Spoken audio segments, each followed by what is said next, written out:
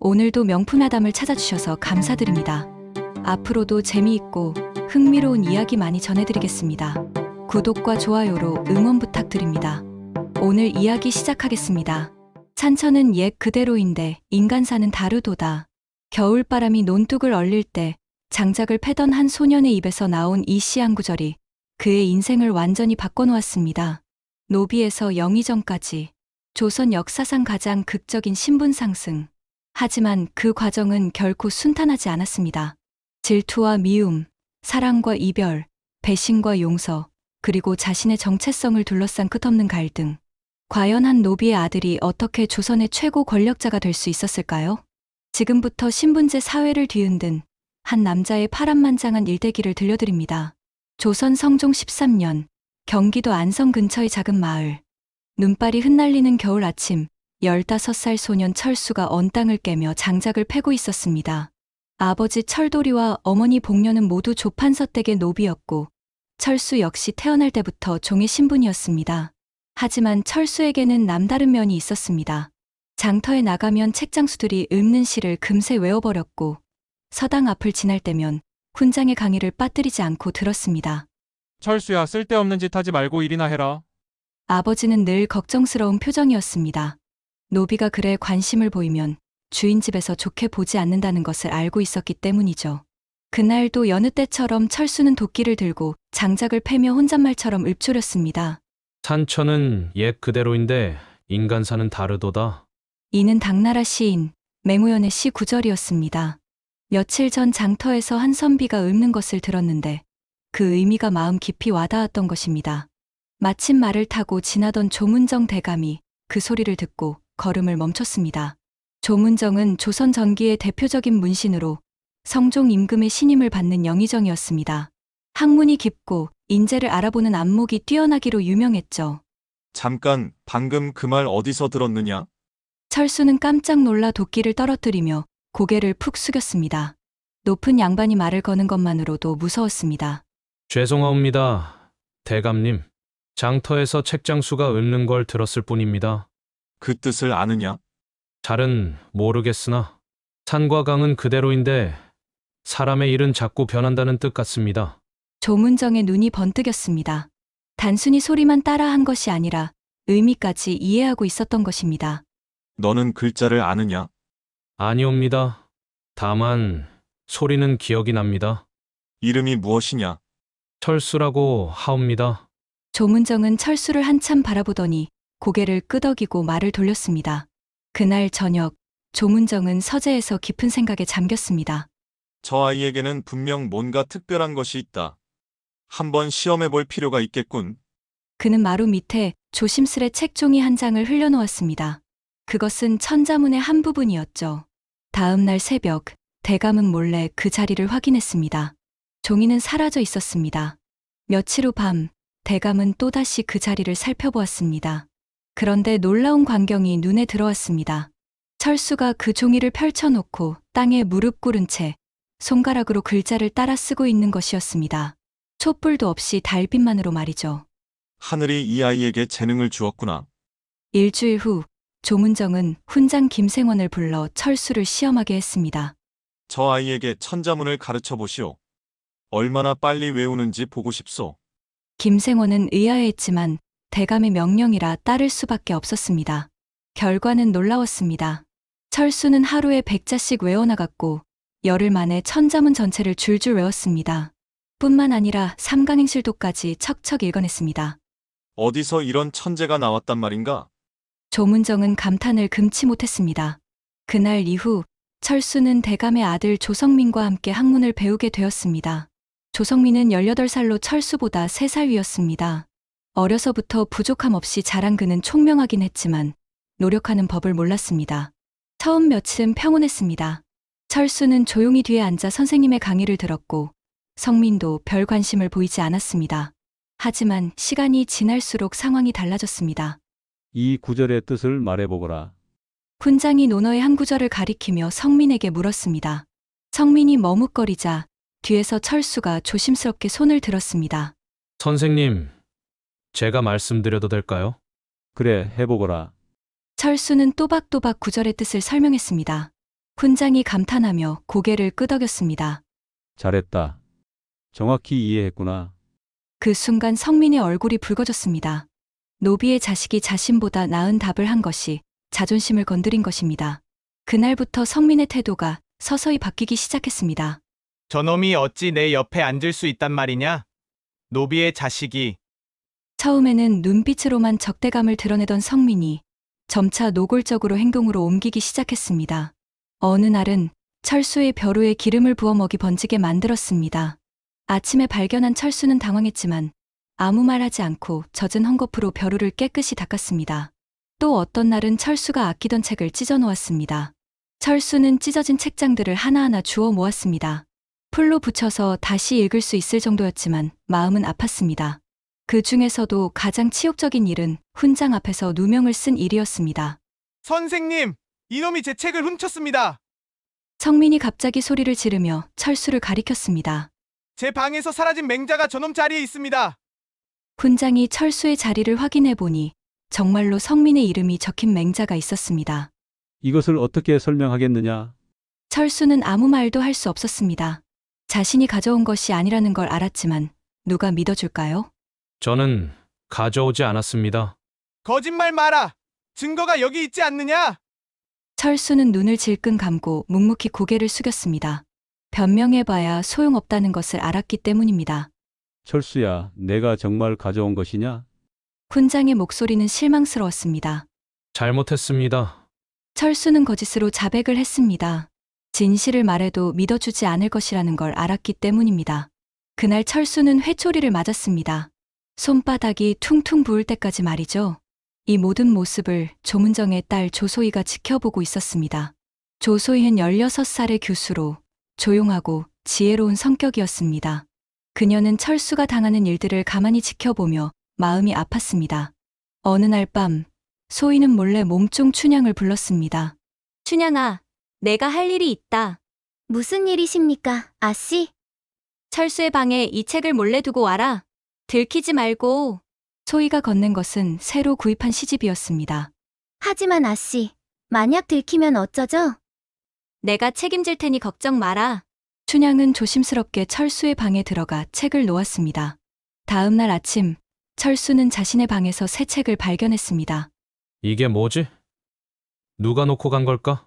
책을 펼쳐보니 당나라와 송나라의 명시들이 가득했습니다. 철수는 가슴이 뛰었습니다. 이런 귀한 책을 볼 기회가 있을 줄 몰랐기 때문입니다. 며칠 후에는 더 놀라운 일이 일어났습니다. 소희가 바느질을 하다가 일부러 바느질 상자를 마루에 두고 안채로 들어갔습니다. 그 안에는 정성스럽게 지은 버선 한 켤레가 들어있었습니다. 춘향이 철수에게 전했습니다. 아씨께서 마실 가신 사이에 바느질 상자에서 필요한 것이 있으면 가져가라고 하셨어. 철수는 상자를 열어보고 깜짝 놀랐습니다. 정교하게 지어진 버선이 자신의 발 크기에 딱 맞게 만들어져 있었습니다. 이런 걸 받아도 되나? 하지만 겨울이 추워 발이 얼 지경이었던 철수에게는 정말 필요한 물건이었습니다. 그날 밤 몸종이 소희에게 보고했습니다. 아씨, 철수가 바느질 바구니를 한참 보더니 아무 말 없이 가져갔습니다. 그래? 잘됐다. 소희는 만족스러운 미소를 지었습니다. 그런데 다음 날 아침, 소희의 방문 앞에는 뭔가가 놓여 있었습니다. 이게 뭐지? 그것은 책갈피였습니다. 정성스럽게 만들어졌지만 매듭이 채 지어지지 않은 상태였습니다. 소희는 그것을 손에 들고 한참을 바라보았습니다. 그리고 이내 그 의미를 이해했습니다. 매듭을 짓지 않은 책갈피라니. 내 마음을 알지만 이을 수 없는 자신의 마음을 표현한 것이로구나. 그날 이후 소희는 더 이상 아무것도 건네지 않았습니다. 다만 그 책갈피를 자신의 시집에 끼워두고 때때로 책에서 옮겨다니며 그 마음을 지켜갔습니다. 하지만 두 사람의 마음은 이미 서로에게 닿아 있었습니다. 어느 날 저녁, 철수가 마당에서 혼자 시를 읊고 있을 때였습니다. 달 밝은 밤에 홀로 서서 그대 생각에 잠 못 이루네. 안채 창문 너머로 소희가 그 모습을 지켜보고 있었습니다. 두 사람의 시선이 잠깐 마주쳤지만 금세 고개를 돌렸습니다. 그러한 일들이 반복되면서 두 사람 사이에는 말로 표현할 수 없는 애틋함이 자라나고 있었습니다. 그러던 어느 날 밤, 조문정 대감은 오랜 친구 김정호 판서를 집으로 초대했습니다. 김정호는 호조 판서를 지낸 인물로 젊은 시절 청뱅기로 이름 높았습니다. 하지만 몇 년 전 외아들을 잃고 깊은 상심에 빠져 있었습니다. 정호야, 자네 요즘 어떻게 지내고 있나? 그럭저럭이지. 아이를 잃고 나니 모든 것이 무의미하게 느껴져서 말이야. 김정호의 목소리에는 깊은 슬픔이 배어 있었습니다. 내 아이는 13살에 벌써 맹자를 출 줄 외웠지.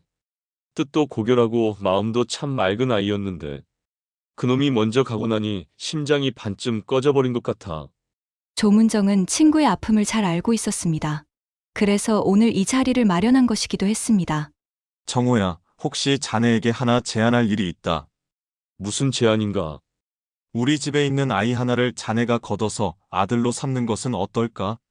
김정호는 고개를 갸우뚱했습니다. 아이, 성민이 말인가? 아니, 철수라는 아이인데. 조문정은 철수에 대한 이야기를 자세히 들려주었습니다. 노비 신분이지만 타고난 재능이 뛰어나고 인품 또한 바르다는 것을 말이죠. 하지만 노비 신분인데 자네도 알다시피 나는 신분보다는 인품을 중시한다네. 하지만 이 아이를 내 곁에 두면 날개가 꺾이게 될 것 같아서 말이야. 조문정의 말에는 깊은 뜻이 담겨 있었습니다. 철수가 더 큰 꿈을 펼칠 수 있도록 도와주고 싶었던 것입니다. 그리고 자네도 아들을 잃고 대를 잇지 못해 고민이 많다고 했지 않나? 이 아이를 자네 아들로 삼아준다면 서로에게 도움이 될 것 같은데. 김정호는 한참을 생각했습니다.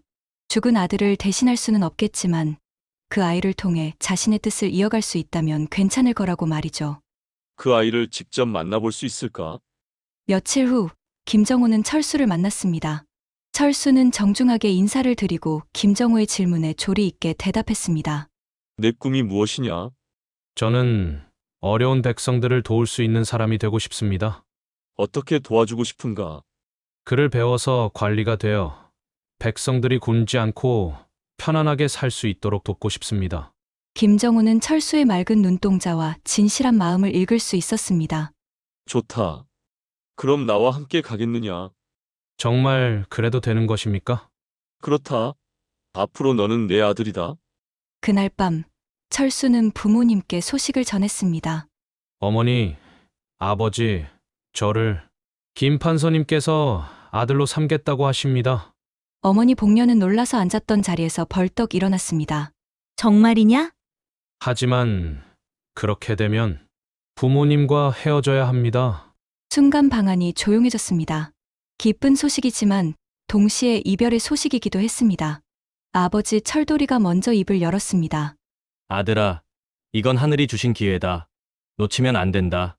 하지만 어찌 아버지 어머니를 두고 갈 수가 있겠습니까? 어머니가 철수의 손을 꼭 잡았습니다. 무섭냐, 아들아? 부모님을 두고 떠난다는 것이 조금 두렵습니다. 너는 달리 살아야 한다. 내 아비와 나처럼 마당만 쓸다 생이 끝나면 안 된다. 어머니의 목소리는 떨리고 있었지만 단호했습니다. 아버지는 뒤에서 기침을 하며 어색하게 다가왔습니다. 철수야, 우리 걱정은 말고 거기 가서 건강하게 공부 열심히 배우거라. 아버지 어머니 꼭 돌아오겠습니다. 꼭 성공해서 기와집 지어서 두 분 모시겠습니다. 그 말에 어머니는 눈을 감고 아들을 더 이상 바라보지 못하고 눈물을 삼켰습니다. 녀석, 내가 정말 큰 선비가 된다면 우리는 그것만으로 족하다. 이별의 날이 다가왔습니다. 김정호의 행랑아범이 마중을 나왔고 철수는 간단한 짐을 꾸렸습니다. 떠나기 전 철수는 마지막으로 조문정 대감에게 인사를 드리러 갔습니다. 대감님, 그동안 은혜를 잊지 않겠습니다. 철수야, 앞으로는 더 큰 세상에서 내 꿈을 펼쳐라. 그것이 나에게 보답하는 길이다. 네, 대감님. 그리고 마지막으로 소희에게 작별 인사를 해야 했습니다. 철수는 마지막으로 뒤를 돌아보았습니다. 안채의 기둥 곁에 조소희가 서 있었습니다. 그녀는 평소와 다름없이 단정한 모습이었지만 철수는 그녀의 눈빛에서 말할 수 없는 아쉬움을 읽을 수 있었습니다. 손은 소매 안에 곱게 모여 있었고 눈길은 담담하게 철수를 따라가고 있었습니다. 철수는 말없이 깊게 고개를 숙였습니다.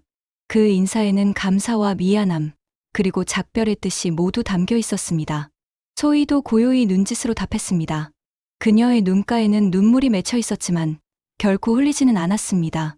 둘의 눈빛은 아무 말이 없어도 오히려 수백 마디 말보다 더 많은 것을 주고받았습니다. 잘 가요. 그리고 꼭 훌륭한 사람이 되세요. 고마웠습니다. 아씨의 은혜 잊지 않겠습니다. 그녀는 걸음을 떼지 않았고 철수도 다시 돌아보지 않았습니다. 가마가 대문을 나서는 순간 철수는 눈물을 흘렸습니다. 부모님과의 이별, 소희와의 작별, 모든 것이 가슴 아팠습니다. 하지만 동시에 새로운 희망도 품고 있었습니다. 이제 진짜 공부를 할 수 있고 언젠가는 꿈을 이룰 수 있을 거라는 기대감 말이죠. 김정호의 저택에 도착했을 때 양어머니가 될 윤씨 부인이 마중 나와 있었습니다. 어서 오너라. 이제부터 이 집이 내 집이다. 감사합니다, 어머님. 그날 밤 김정호는 철수를 서재로 불렀습니다. 철수야, 이제부터는 새 이름을 지어주겠다. 새 이름이요? 김석수라고 하자. 돌처럼 단단하고 물처럼 평온하라는 뜻이다. 김석수. 고맙습니다, 아버님. 석수야, 앞으로 이 집에서는 내가 우리의 유일한 아들이다. 하지만 잊지 말아라. 너의 뿌리와 내가 여기 온 이유를. 네, 아버님. 석수는 철수라는 이름을 마음 깊이 묻고 새 삶에 몰두하기 시작했습니다. 하지만 적응은 쉽지 않았습니다. 김정호의 집은 조문정의 집보다 더 엄격했고 학문에 대한 기준도 훨씬 높았습니다.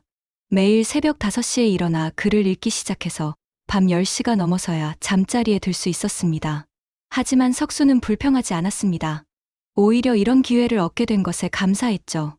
석수야, 서책 공부는 잘 되어가느냐? 아직 모자란 듯하옵니다. 단단한 마음은 뜻에서 비롯된다. 뜻이 분명하면 길은 스스로 열리기 마련이다. 김정호의 가르침은 석수에게 큰 깨달음을 주었습니다. 단순히 글을 외우는 것이 아니라 그 뜻을 깊이 이해하고 실천하는 것이 중요하다는 것을 배웠습니다. 석수는 김정호의 가르침 아래에서 놀라운 발전을 보였습니다. 낮에는 경전을 공부하고 저녁에는 역사서를 읽었습니다. 밤에는 시문을 지으며 문장력을 기르는 데 힘썼습니다. 특히 석수는 기억력이 뛰어났습니다. 한 번 읽은 책은 대부분 기억했고 복잡한 경전의 내용도 정확히 이해했습니다. 이 아이는 정말 하늘이 내린 재능을 가지고 있구나. 김정호는 날마다 감탄했습니다. 하지만 석수 자신은 늘 부족하다고 생각했습니다. 자신의 출신 때문에 더욱 완벽해야 한다는 부담감이 있었기 때문입니다. 어느 날 밤, 석수는 홀로 마당에 앉아 별을 바라보고 있었습니다. 마음속으로는 고향의 부모님과 조소희를 그리고 있었습니다. 부모님은 잘 계실까? 소희 아씨는 어떻게 지내고 계실까? 그때 매듭 짓지 못하고 소희에게 주었던 책갈피가 떠올랐습니다. 그 책갈피에는 자신의 마음이 고스란히 담겨 있었습니다. 이을 수 없는 인연이지만 그래도 마음은 간직하고 싶다. 하지만 지금은 그런 생각을 할 때가 아니었습니다. 먼저 자신의 꿈을 이루어야 했습니다.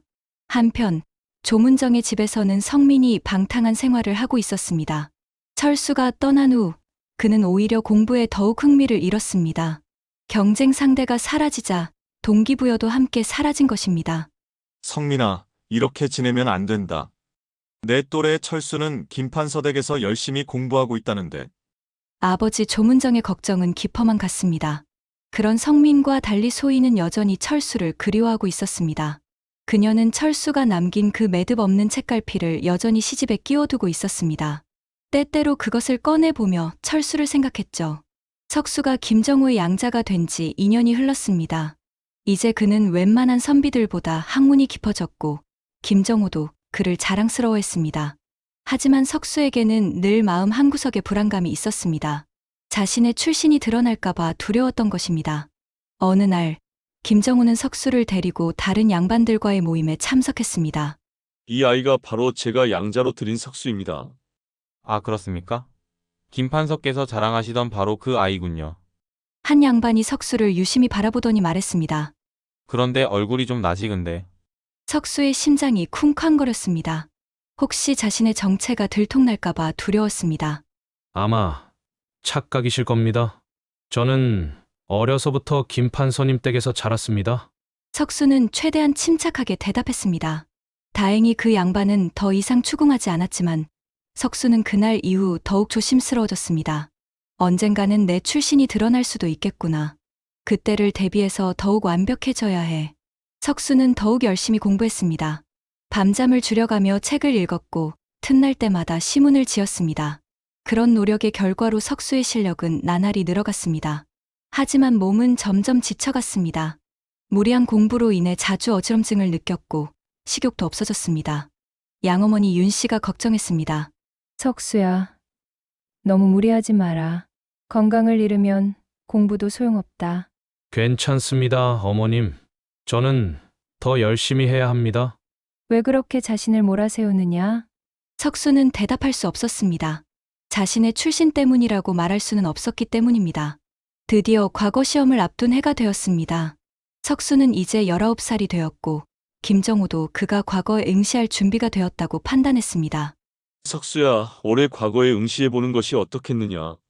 내 실력이면 충분히 급제할 수 있을 것이다. 하지만 석수의 마음은 복잡했습니다. 기쁘기도 했지만 동시에 두렵기도 했습니다. 과거에 급제하면 관리가 될 수 있지만 동시에 더 많은 사람들의 주목을 받게 됩니다. 그러면 자신의 출신이 드러날 가능성도 높아지는 것이죠. 과거 시험을 앞둔 밤, 석수는 잠을 이루지 못했습니다. 창밖으로 스며드는 달빛 아래 그는 책상 앞에 앉아 떨리는 손으로 붓을 쥐었습니다. 만약 내가 떨어진다면 아버지를 어찌 뵐 것인가? 하지만 만약 급제한다면 내 정체가 드러나면 어떻게 할 것인가? 시험 당일 춘당대 마당에는 상경한 수백 명의 선비들이 조용히 붓을 들고 앉아 있었습니다. 그 사이에서 석수는 자신이 유독 초라하게 느껴졌습니다. 주변을 둘러보니 모두 당당한 양반 자제들이었습니다. 대대로 벼슬을 한 명문가 출신들이 대부분이었죠. 나는 철수다. 장작을 패던 그 아이다. 과연 내가 이들과 같은 자리에 설 수 있을까? 문제지가 나누어졌습니다. 석수는 문제를 보는 순간 안도의 한숨을 쉬었습니다. 평소에 열심히 공부한 내용들이었기 때문입니다. 첫 번째 문제는 맹자의 한 구절에 대한 해석이었습니다. 민위기 사직 자지 군이경. 백성이 가장 귀하고 사직이 그 다음이며 임금이 가장 가벼우니. 석수는 이 구절의 의미를 깊이 생각해 보았습니다. 단순히 표면적인 해석이 아니라 그 안에 담긴 철학을 이해하려 노력했습니다. 맹자는 백성을 중시하는 정치 철학을 제시했다. 이는 현재 조선의 정치 상황에서도 매우 중요한 의미를 가진다. 석수는 신중하게 답안을 작성했습니다. 글씨 하나하나에도 정성을 다했습니다. 두 번째 문제는 역사 문제였습니다. 고구려의 을지문덕에 대해 논하라는 것이었습니다.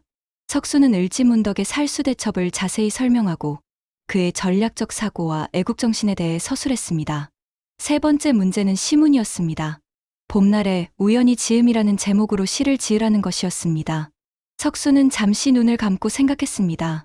고향의 봄 풍경이 떠올랐습니다. 부모님이 계신 그 작은 마을, 그리고 조소이와 함께 보낸 그 아름다운 시간들. 봄바람이 또다시 강남 언덕을 푸르게 하니 밝은 달은 언제 나의 고향 길을 비춰줄까? 석수는 자신의 마음을 담아 시를 지었습니다. 시험이 끝나고 석수는 탈진한 듯 주저앉았습니다. 3일간의 긴 시험이었고 모든 정성을 다했습니다. 며칠 후 급제자 방이 붙는 날이었습니다.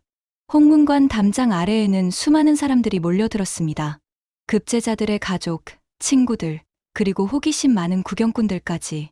석수는 뒤쪽에 서서 떨리는 마음으로 발표를 기다렸습니다. 그의 얼굴에도 긴장감이 역력했습니다. 관리 한 명이 나와서 급제자 방을 붙이기 시작했습니다. 급제자 명단을 발표하겠습니다.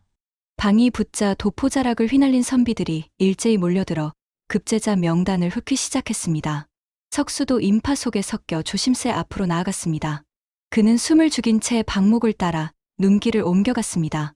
갑과 을과를 지나 병과 명단을 보는데 맨 끝자락쯤에서 익숙한 세 글자가 눈에 들어왔습니다.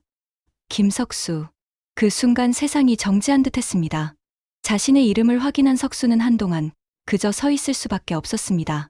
주변 사람들의 축하 인사가 들려왔지만 그의 귀에는 아무것도 들리지 않았습니다. 정말 내가 급제한 것인가? 눈물이 주르륵 흘러내렸습니다. 그것은 기쁨의 눈물이면서 동시에 안도의 눈물이었습니다. 그날 밤 김정호와 윤 씨 부인이 석수를 기다리고 있었습니다. 석수야, 어떻게 되었느냐? 석수는 무릎을 꿇고 깊게 절했습니다. 아버님, 어머님, 두 분의 은혜 덕에 병과에 급제하였습니다. 김정호는 잠시 말을 잇지 못하다가 하늘을 올려다보며 중얼거렸습니다. 정말로 대단하구나, 내 아들아. 윤 씨 부인은 눈물을 흘렸습니다. 그날 밤은 김정호 집안의 가장 기쁜 밤이었습니다. 급제 소식을 들은 지 며칠 후 석수는 김정호에게 청했습니다. 아버님, 제가 잠시 고향에 다녀와도 되겠습니까? 저를 낳아주신 분들께 이 소식을 전해드리고 싶습니다.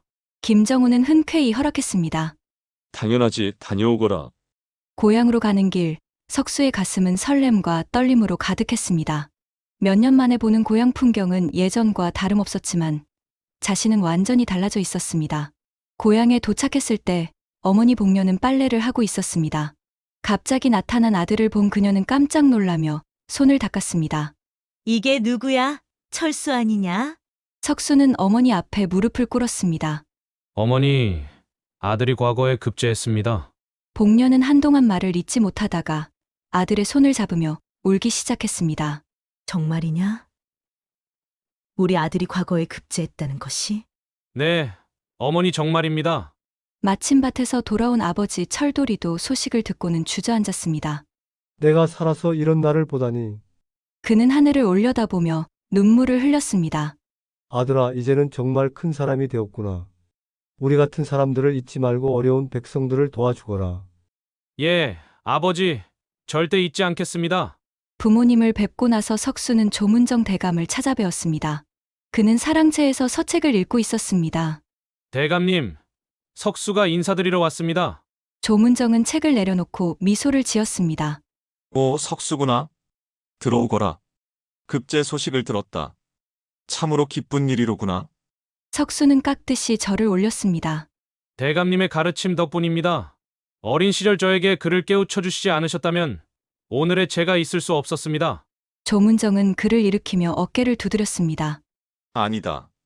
이는 모두 내 재능과 노력의 결실이다. 나는 단지 길잡이 역할을 했을 뿐이지. 그때 마침 차를 가져온 조소희가 사랑채 마루에 나타났습니다. 석수를 본 소희는 순간 놀란 표정을 지었지만 이내 차분하게 고개를 숙이며 인사했습니다.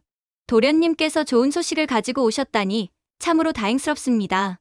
석수는 정중히 고개를 숙였습니다. 과분한 말씀입니다, 아씨. 소희는 차를 따르며 조심스럽게 말했습니다.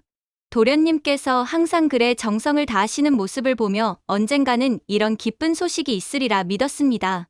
그 말 속에는 그동안 지켜본 애정어린 관심이 은근히 담겨 있었습니다.